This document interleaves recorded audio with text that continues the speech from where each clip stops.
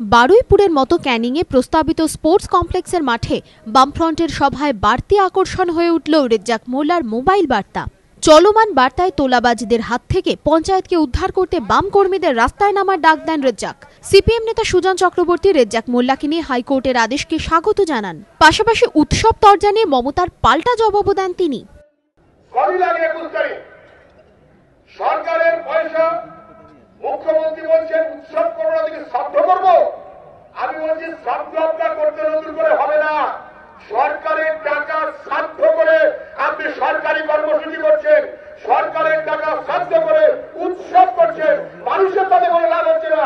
21 তারিখের ক্যানিং এর মিটিংয়ে সরকারি টাকার শ্রাদ্ধ করেছেন। বামফ্রন্ট চেয়ারম্যান বিমান বসুর অভিযোগ, রাজ্য সরকার বিরোধীদের ব্রাত্য করে রেখেছে।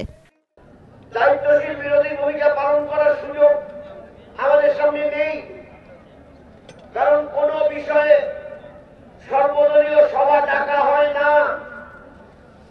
ফলে দায়িত্বশীল বিরোধী ভূমিকা, সরকারকে পরামর্শ দেওয়া, সে কাজ আমরা করতে পারি না।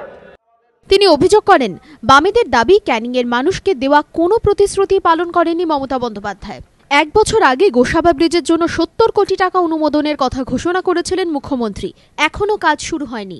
আইলা বাঁধের কাজ পুরোপুরি স্তব্ধ। বাঁধ নির্মাণে কেন্দ্র অনুমোদন দিয়েছে 5032 কোটি টাকা। অনুমোদনের টাকা খরচ হয়নি। ক্যানিংয়ে স্পোর্টস কমপ্লেক্স গড়ার ঘোষণা করেছিলেন মুখ্যমন্ত্রী, সেই কাজও শুরু হয়নি। মমতার বিরুদ্ধে মিথ্যে প্রতিশ্রুতির অভিযোগও এদিন করেন বাম নেতারা। তাদের দাবি, মুখ্যমন্ত্রী ঘোষণা করেছেন ক্যানিংয়ে 2টো বন্দর করবেন, কিন্তু বন্দর গড়তে নদীতে দরকার অন্তত 9 মিটার গভীরতা, অথচ মাতলা নদী হেঁটে পার হন মানুষ। গত 21শে জানুয়ারি এই ক্যানিংয়ে দীর্ঘ বক্তৃতা করেছিলেন মমতা বন্দ্যোপাধ্যায়। আরএসপি নেতা সুভাষ নস্করের কটাক্ষ, সেদিন মমতা বন্দ্যোপাধ্যায় একা যতটা সময় ধরে বক্তৃতা করেছিলেন, আজ বামফ্রন্টের 8 জন নেতা তারও কম সময় বক্তব্য শেষ করেছেন। অন্যদিকে এদিনের সভা থেকে ফেরার পথে বাসন্তীর নির্দেশখালিতে সিপিএম কর্মীদের বাস লক্ষ্য করে ইট ছোড়া হয় বলে অভিযোগ। আহত 4 জন সিপিএম কর্মী।